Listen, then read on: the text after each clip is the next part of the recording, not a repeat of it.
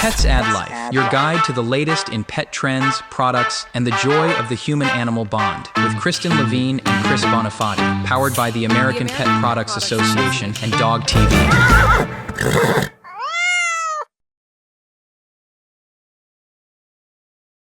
Hello and welcome to another episode of Pets Add Life. I am one of your co-hosts, Chris Bonifati, and joining me as always, she's the podcast queen, the content machine, Kristen Levine. That.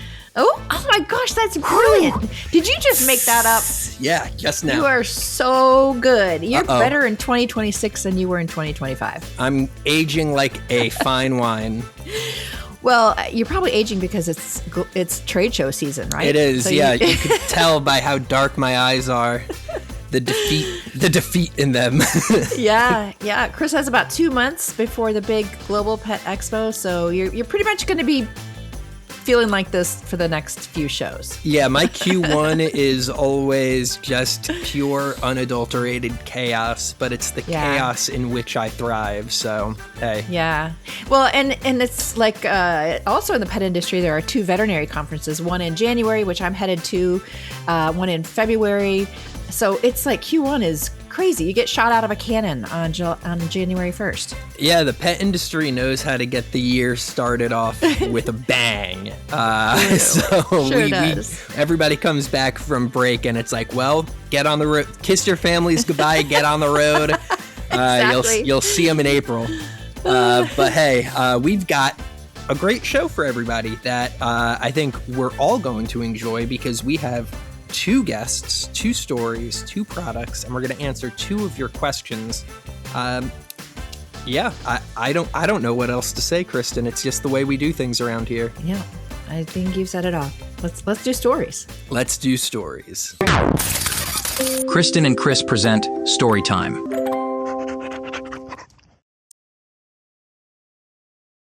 right, here we go.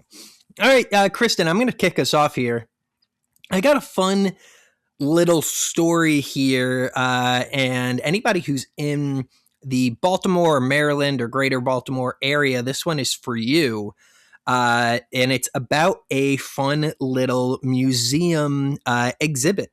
What are they calling it? It's an exhibition called Paws on Parchment that tracks how cats were depicted in the Middle Ages through texts and artworks from around the world, including one example of a 15th century keyboard cat. So this is sort of the keystone piece, the keyboard cat thing. It is a 15th century Flemish manuscript, some type of religious text, as most of these things were. And on it are a couple of inky paw prints and some smudged words, as this monk probably left his work to dry, and one of the monastery cats came in and stepped all over his stuff, and it was preserved. Yes, but it's a whole, it's at the Walters Art Museum, for those of you familiar with the Baltimore area. It's running through late February, so you still got plenty of time to go check it out. But there's all sorts of different manuscripts and objects and illustrations from this period of time, this medieval period of time. I'm looking at one right now it's a 15th century Flemish prayer book that's got a cat messing with a gray cat messing with, some type of pipe organ that was probably inspired by actual events. And you know how medieval paintings look like. Yes. Creepy. Like this cat looks creepy. Its eyes are way too big on its head. The anatomy of the paws are all wrong. But still, it just goes to show you how entwined cats have been in our lives since we've been writing stuff down and recording things. Yeah, they've been ruling our lives for a long time. Yeah, and they've also got some Turkish stuff in there from I'm going to try to pronounce this properly, Islamic cosmography. Cosmography. Interesting. Which is a 13th century work. So this goes really far back. Paws on Parchment is the name of the exhibit. Again, Walters Art Museum in Baltimore. So you've got this episode's coming out at the end of January. You got about a month to go check it out. So if you're in the area, I would highly recommend it. Looks like a lot of fun. Yeah, sounds like a good winter activity to do. Yes, And inside. inside. And I have another kind of cool winter activity. And ironically, it's in the Northeast as well. There is a brand new place called Woof Play Eat up in Portland, Maine. It's basically, they describe it as Disneyland for dogs. And it's the first spot of its kind on the East Coast that's part indoor, part outdoor dog park. So obviously this time of year, you're going to really appreciate that indoor dog park. They also have a doggy daycare on site, a full service restaurant and bar, which is opening next month. So that'll be in February. So people can kick back, sip a craft cocktail or a coffee while your dog plays with his friends. And I think what's kind of cool about this is they've designed it with both human and pet enrichment in mind. So the dogs get supervised play, customized enrichment zones, apparently, and temperature-controlled indoor areas for all-season fun. They also have staff members that call themselves wooferees, just to kind of make sure that everybody's playing nicely together. And the coolest part, of course, is the restaurant bar attached. So instead of it being a restaurant bar that's pet friendly, it was actually created for as a place for pets and people to be able to spend time together, because we want to spend time with our dogs. I would love to take Tulip everywhere, but I can't yet. So, so I may be headed up to Maine for a visit. I love the city of Portland. That's fun fact. That's where I had my bachelor party. Is it really? Yeah. No Because I'm kidding. just such an exciting guy. The nightlife of Portland, Maine, I yearn for it. No, but I love that city. That fits the bill exactly. Yeah. And I think we talk a lot about pet friendly spaces, but I think places like that, it's kind of solving like one of the causes of the loneliness epidemic, which is the lack of third spaces. Like you go home, you go to work, you go home, you go to work. And if you own a dog, it could be tough when you leave work, like you're going home because that's where the dog is and there's nowhere else you could bring them.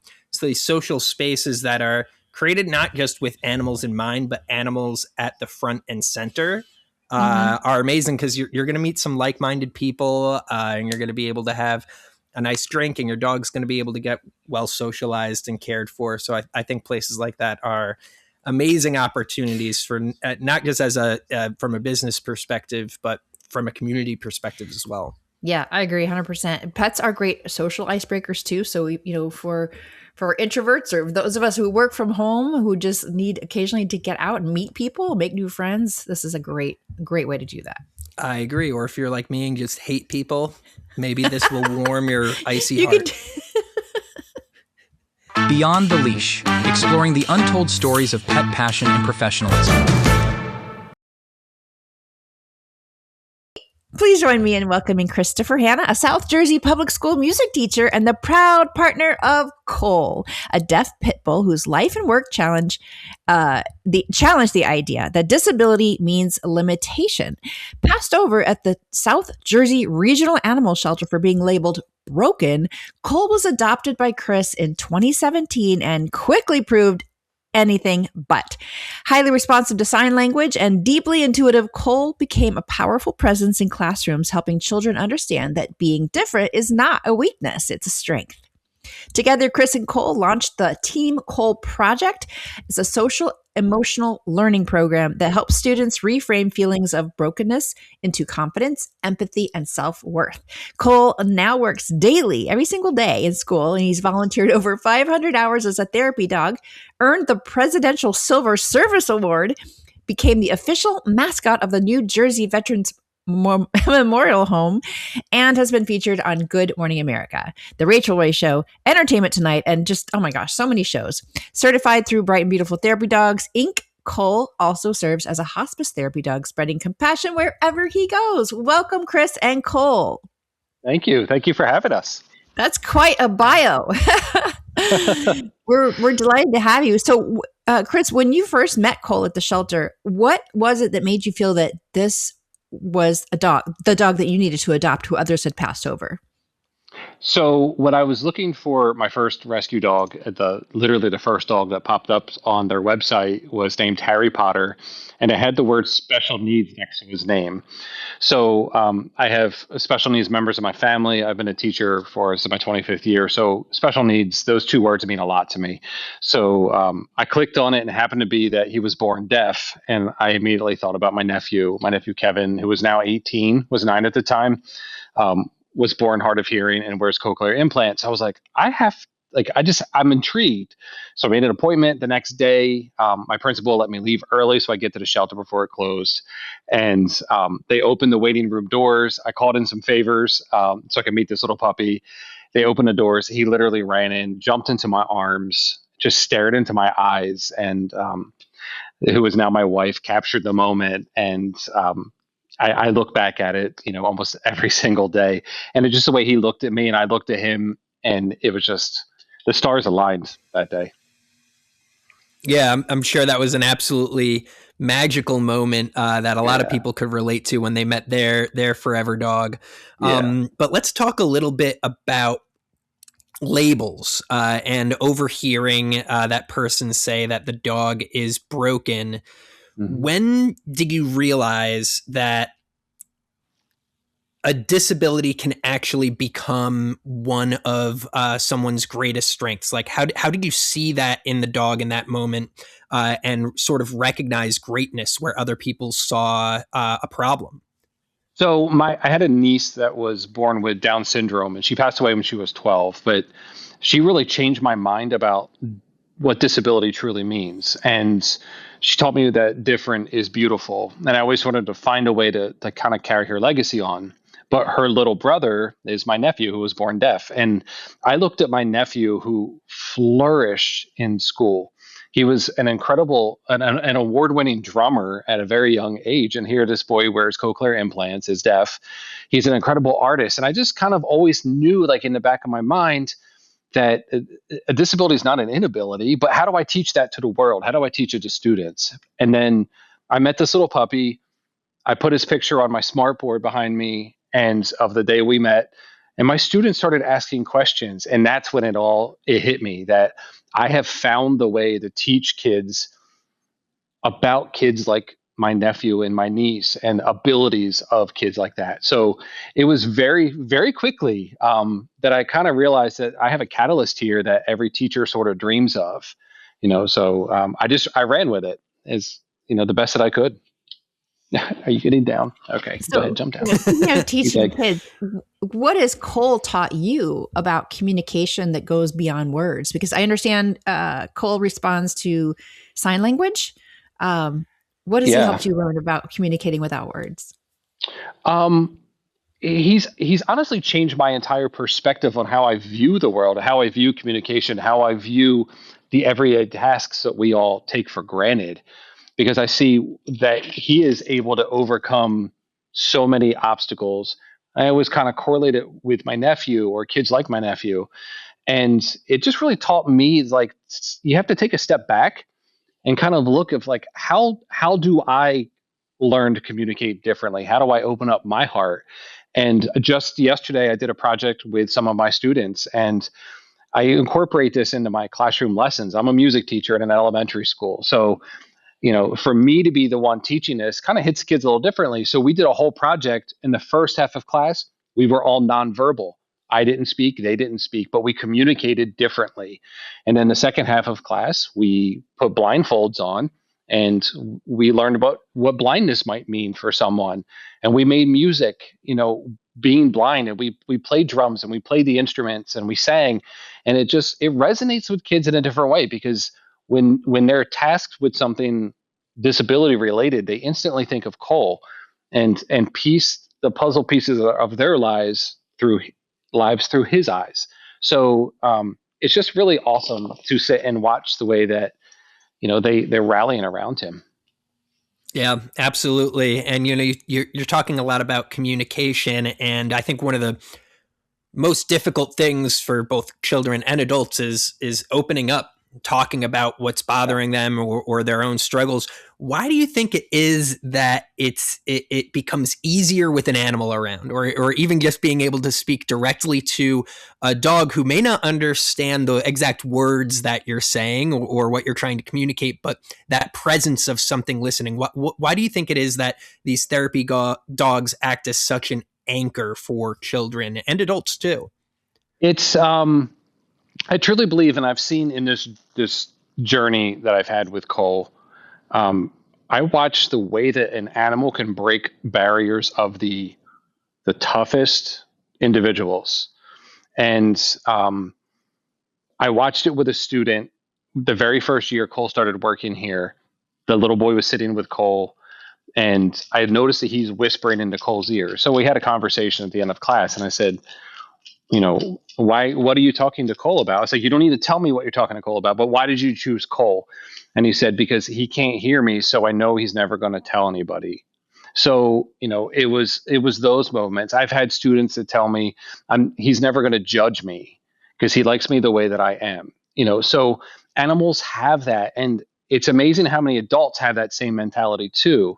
I couldn't tell you how many teachers, how many hospice patients I've listened to them confiding. Just last weekend, we met a new hospice patient that's a veteran, and he was having the deepest conversation with my dog. And he's like, I know he can't hear me, but I just have to tell it to him anyway. So it's just watching that happen that it's magical. I don't know how else to put it. It literally is magical, and I get to live it every day. It's crazy.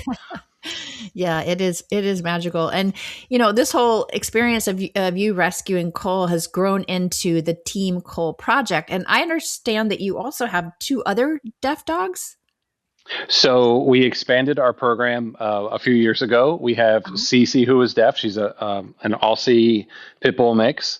Then she's from Tennessee. We got Alice from Southern Florida. She was born deaf. She was born with one eye, and she has a cleft palate. So she has resonated with some of my students that have had cleft surgeries and stuff. And then just a little over a year ago, we adopted Sullivan, who is a deaf blind pit bull, who he was also born with dwarfism. So he is literally the same genetic makeup as Cole, but he's 26 pounds. He's this big. He's the tiniest little dude. But in July, August, he got certified as a registered therapy dog too. So all 4 of them are certified therapy dogs that work in the facilities that we do. They do the school assemblies with us, and they do give Cole a few days a week off. So, he gets a little downtime. He doesn't like it. Yeah. He fights me to come into school every day, but so that's funny. So you've volunteered, I have here, more than 500 hours, which is a lot of time. And I'm sure that prep time and training goes, just adds and adds and adds to that number. But what have you learned? What's changed? How have you changed as a human being over the course of those 500 hours, serving and volunteering and helping people? At the time that bio was written, that was actually about 4 years ago. So we've hit almost 2,000. That's a lot of hours. Yeah. So that's a lot of hours. What we've learned is that my wife and I, we've changed the mindset of our lives, that we now live a life of service to others. So, just last night, I put a post on Cole's social media about time, and about giving someone your time is literally the greatest gift you can have. So we met with this hospice patient just last weekend for the very first time. And within like 5 minutes, they're curled up in bed together, and Cole's just giving him all the attention. And the man said the words, "I'm glad I stayed breathing long enough to meet this dog." And it just, like, literally, you crumble in your seat, but you have to show your strength. When we get in the truck, it's time to decompress right now. But there's so many moments of those things that have happened, and I've literally learned that, one, my dog is the greatest listener of anything that I've ever met, and the whole team of them are, and they can't hear because they're not waiting for the phone to buzz. They're not waiting for the text message. They're not waiting for a phone call. They're not concerned about what's happening. They're there, and they're present with the person that they are working with. And I see that with my students. I see that even sometimes when we need them, like We got done meeting with this hospice patient. It's heavy on the dog. It's heavy on us emotionally. So we get home and it's like, all right, dude, like we're going to go to a pet store. We're going to go shopping a little bit. We're going to decompress because we need it as much as he does. So we just learned that like that time, whether it's a passing by of a facility room and you're just saying hello and you're just waving, or they're just giving them a quick hug, or if it's sitting and talking for 2 hours, or we've had patients that literally just curl up and take a nap with him. And I just sit in the back of the room and watch and just enjoy it. Time is what we've learned, and time and giving someone your undivided time. That's so true. And wow, these stories are just amazing, and we thank you so much for sharing Cole with us, and for spreading so much love and support to the kids and the folks at hospice. And we appreciate you joining us in between classes today too. Yeah, what a champ! Yeah. I'm glad no announcements in the middle of the interview. Yeah, hey, tell us where we can follow your journey with Cole and the others. Facebook and Instagram, we have our handle is Cole the Deaf Dog. On TikTok, it is Deaf Cole. And we have a website, www.colethedeafdog.com, which will link you to our nonprofit foundation, Cole the Deaf Dog and Friends Foundation. So you get to learn about what amazing. Thank you. All right. Well, we'll link all of those in the show notes. And we thank you again so much for joining us today, Chris. Thank you so much. Take care. Thanks, Cole.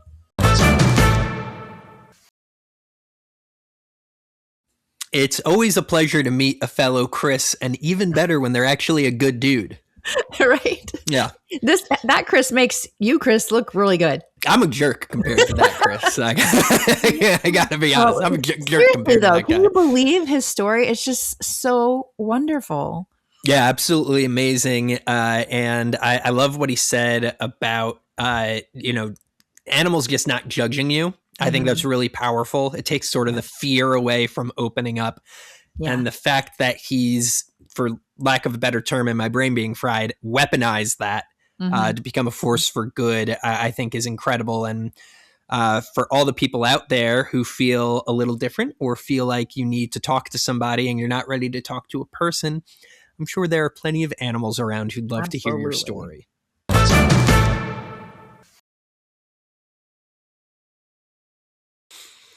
And it is my honor to introduce our next guest, Dr. Bellows, a board-certified veterinary dentist, which you get the beautiful abbreviation of DAVDC. Well earned. He's an educator, an internationally recognized authority on companion animal oral health. With decades of clinical experience, he has taught thousands of veterinarians and authored leading textbooks on small animal dentistry. Dr. Bellows is passionate about helping pet parents understand that dental disease isn't just about bad breath. It's one of the most common, painful, and overlooked health issues in dogs and cats, affecting overall well-being and longevity. And just in time, because February is National Pet Dental Health Month. So thank you, Dr. Bellows, for joining us today. My pleasure to be here. And thank you for having me so we could spread the word on what clients, what pet owners, what pet lovers can do to help their dogs and cats live a very happy oral life. Yes. So I want to start at the top by asking about why dental disease is still so common, even though it's relatively preventable. Yeah, it is so common because pets don't brush their own teeth. It would be nice if, like us, every morning you get up and you smell bad breath and you go brush your teeth and it smells a lot better, kissing breath. And pets can't do that. So what happens is people bring their pet when they have bad breath to the veterinarian. The veterinarian cleans the teeth and it smells pretty good. But unless the periodontal disease is addressed, which are periodontal pockets where food and debris just sit there, you can imagine if your breakfast or lunch was just put in your pocket and you left it there for 6 months and a year and you never change your pants, it would rot. And that's what happens. And it's a great idea for folks to be recommended to brush pets' teeth. But frankly, it is, it's so rarely done, maybe 2 or 3%. So fortunately, there are a lot of other great ways to really help your dog or cat prevent their dental disease. Oh, good. And I know we're going to get into some of those, but Sure. Dr. Bellows, first tell us about what's actually happening below the gum line that is so dangerous and that leads to periodontal disease. Sure. Great question. So what's happening is normally there are good bacteria, like in our mouths. There's what they call gram-positive bacteria. And as time goes on, unless the plaque that builds up every day is eliminated, calcium and phosphorus from the saliva starts to build up and forms tartar. And what tartar does is it closes that gap between the gums and the teeth, and the bacteria then change from good bacteria to what they call gram-negative smelly bacteria. And that is what destroys the attachment between the tooth and the gums, and that's what causes the inflammation. The whole thing, periodontal disease, is secondary to inflammation, and that comes from the bad bacteria. Yeah, and I want to go back to what you were just saying, because there's a lot of confusion around basically what works. If we want to address this at home and do some maintenance in our own home, whether it's certain types of toys or brushing or certain types of food or additives. So in your well-accredited and professional opinion, what actually works? What can pet parents start doing at home to maintain their pets' oral health? What works is a combination of things. One thing alone, although, I mean, toothbrushing works great if you get every single tooth in every single area, but it's just not going to be done. So pet parents shouldn't feel guilty if they can't do it.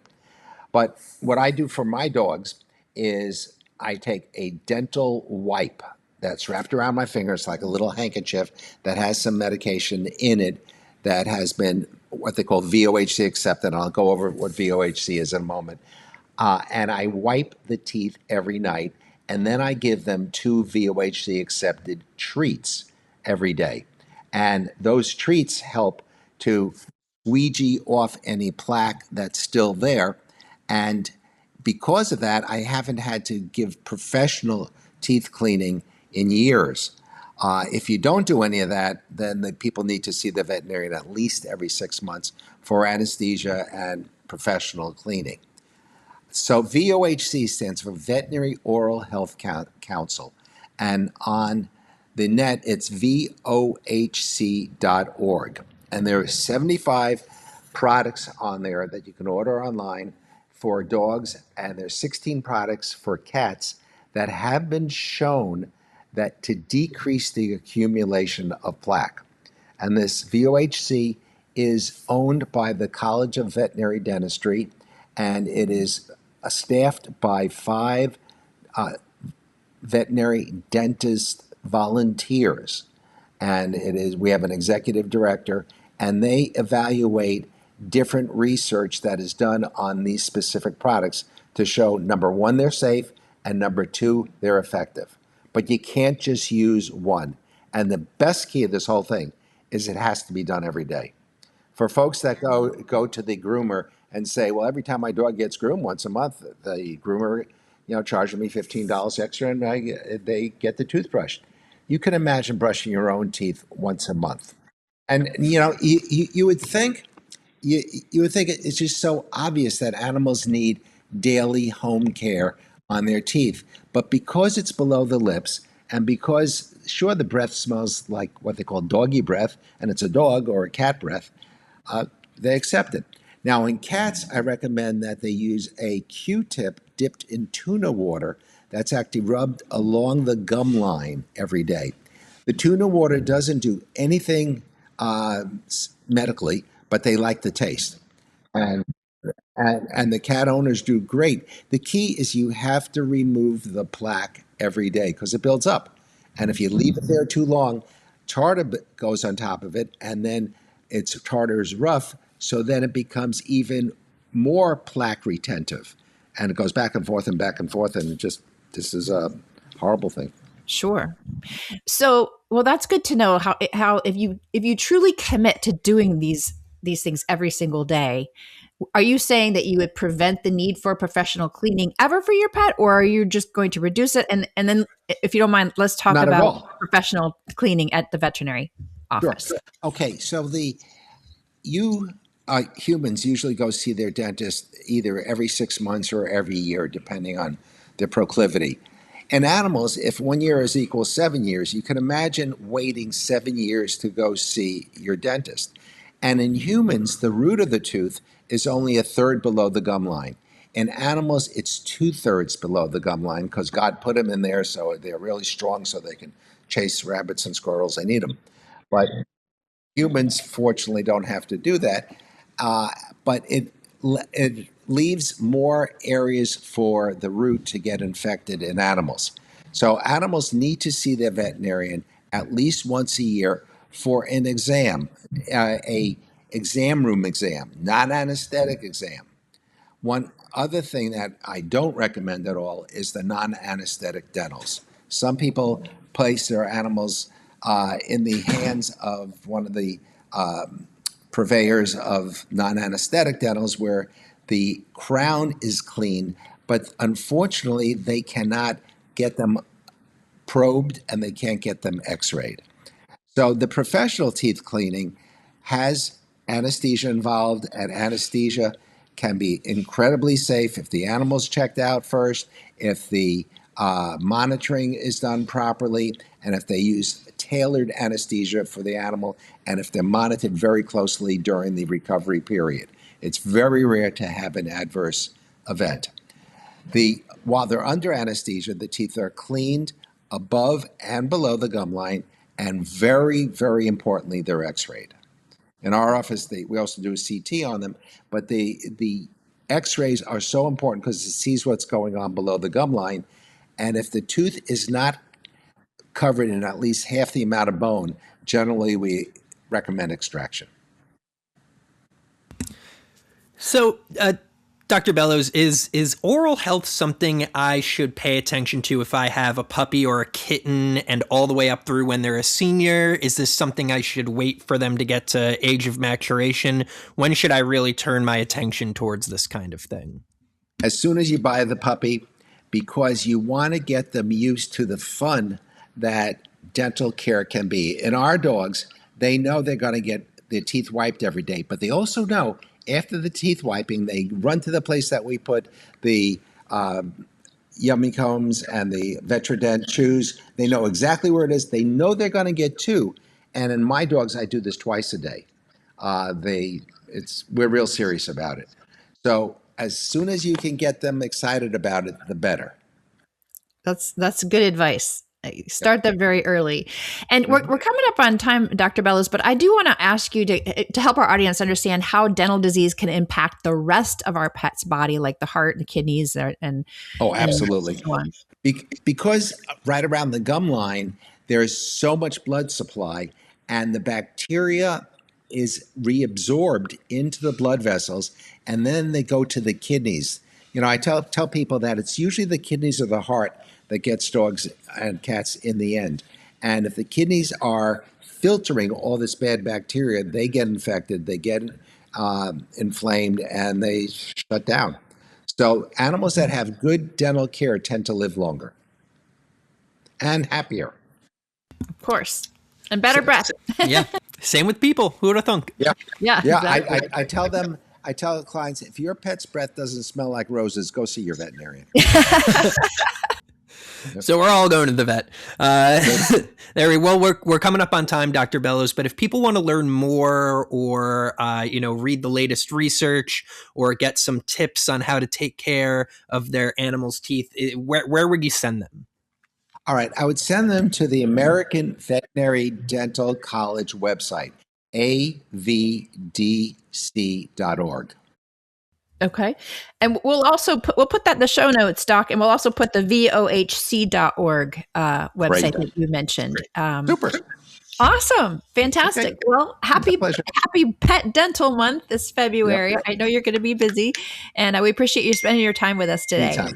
My pleasure. Bye-bye now.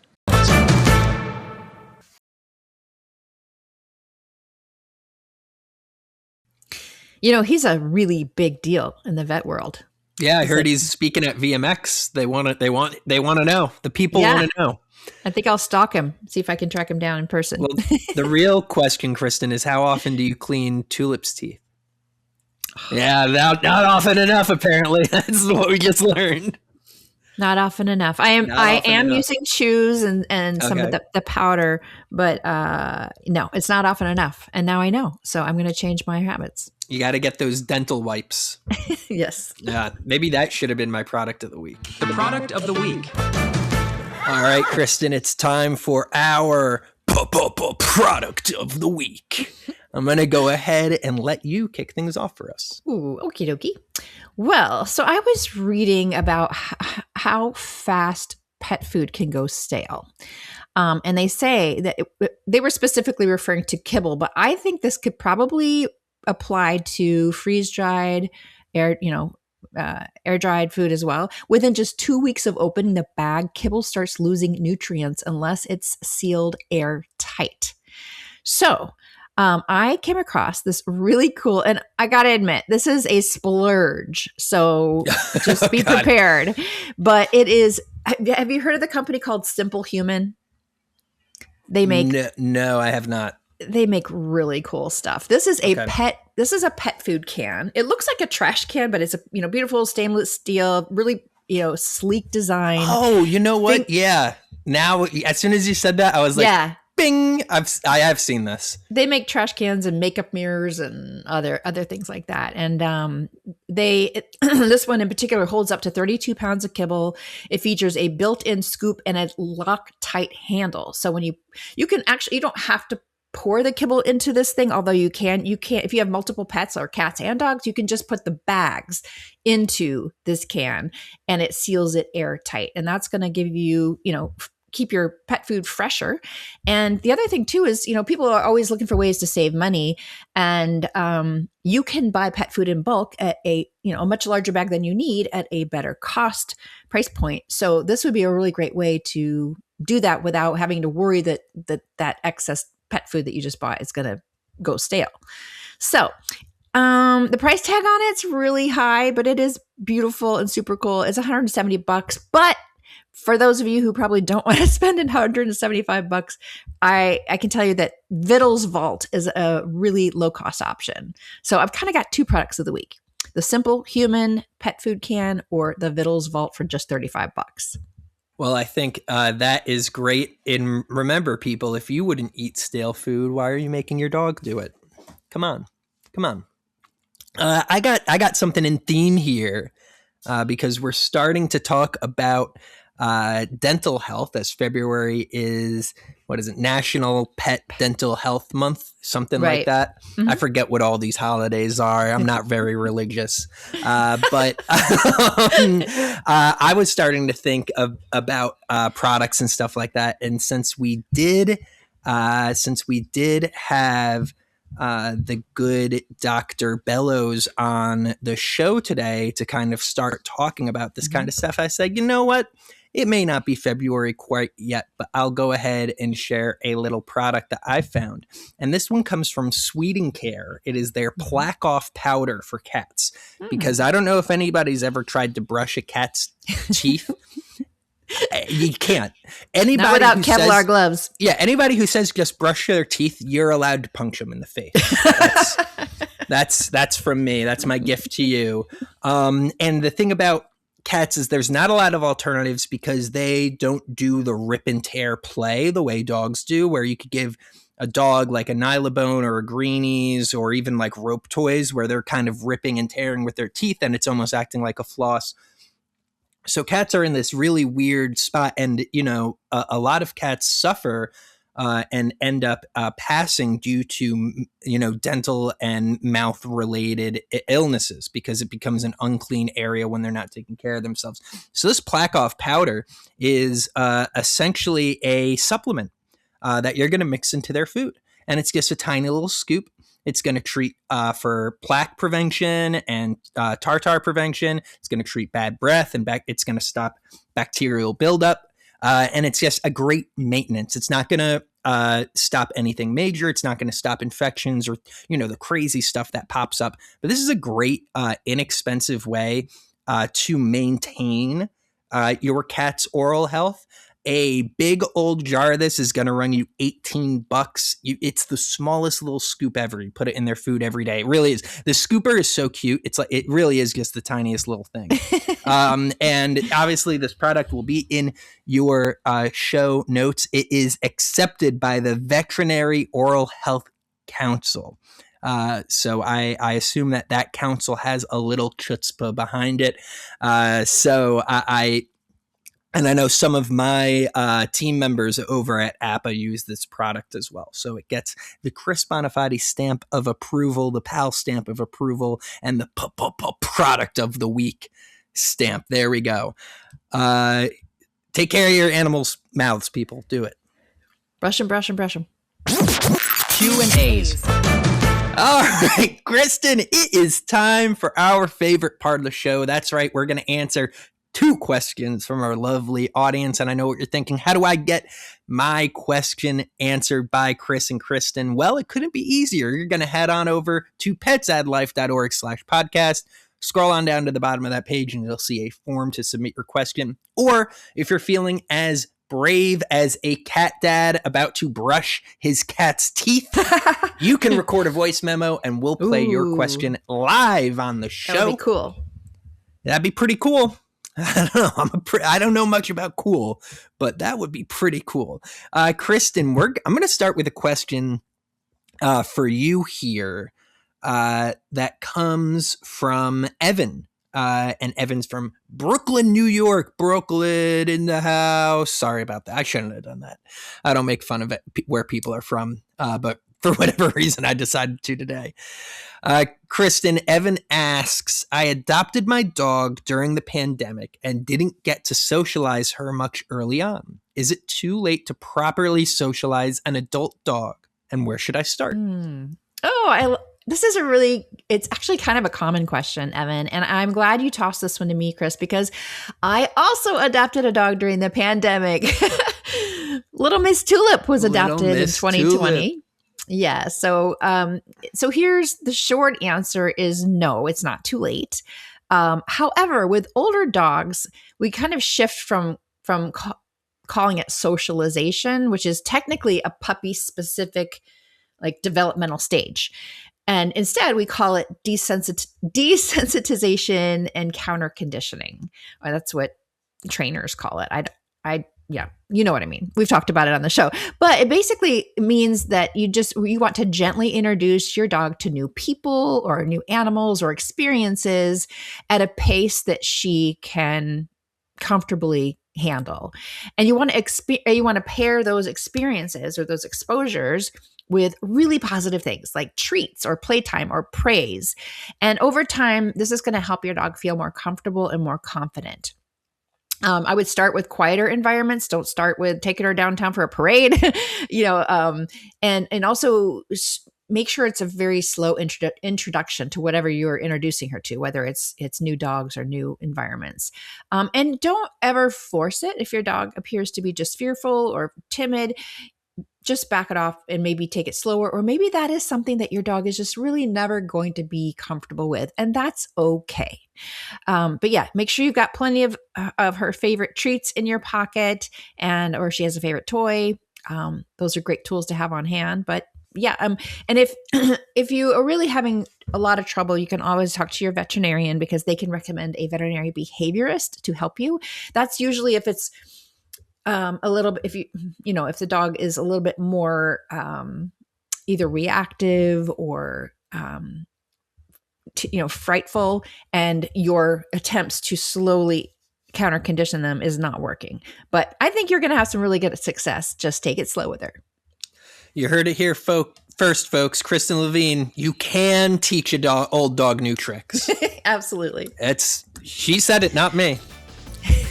Well, that's all she wrote. And by she, I mean we. That's all. And by wrote, I mean spoke. But that's all we spoke is not a saying. So I didn't say that. But it is the end of our episode. As you can tell, my brain's fried. It's over. I've got nothing left for you. But hey, we're going to be back next Tuesday, aren't we? Like it or not. Like it or not. Like We it are. or not, we're here. That's right. Yeah, and don't forget, you can, if you're not already watching us on YouTube, you can check us out on YouTube on the Pets Ad Life channel. You can watch us on the Dog TV app or streaming channels. And did I miss any of the channel? Of course, social media channels. We're all over social.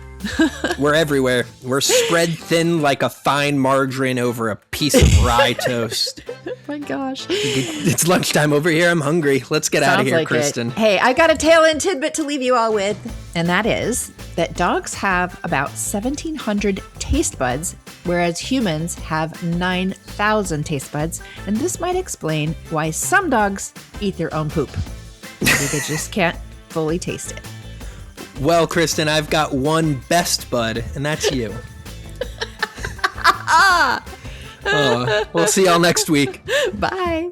Pets Ad Life, your guide to the latest in pet trends, products, and the joy of the human-animal bond, with Kristen Levine and Chris Bonifati, powered by the American Pet Products Association and Dog TV.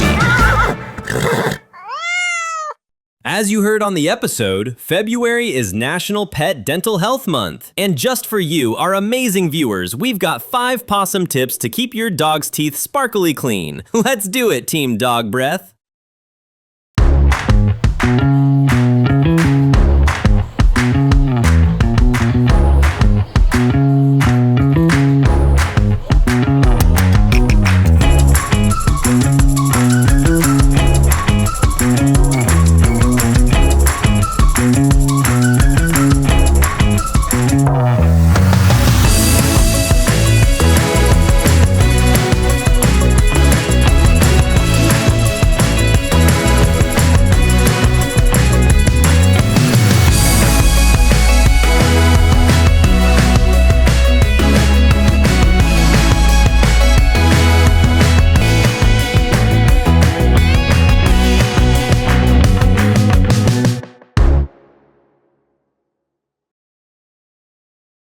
Pets Ad Life, with Kristen Levine and Chris Bonifati, powered by the American Pet Products Association and Dog TV.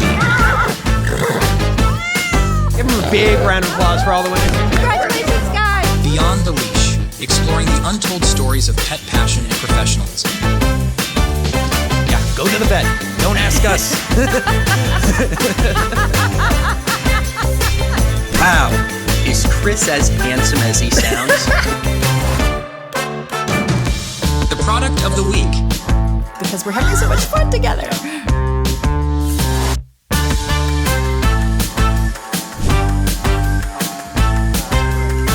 If you encounter a snake, don't be a Chris. Just walk the other way. be a Chris. Why risk it?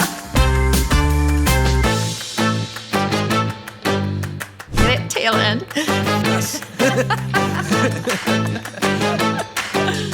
You and A's.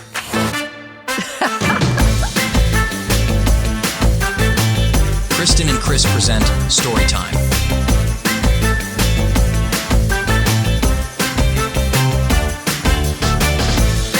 We already have the giggles. I'm sure that the energy's unhinged. Yeah, The it energy's is. Off the unhinged. charts. Listen to Pets Ad Life with Kristen Levine and Chris Bonifati every Tuesday, wherever you get your podcasts.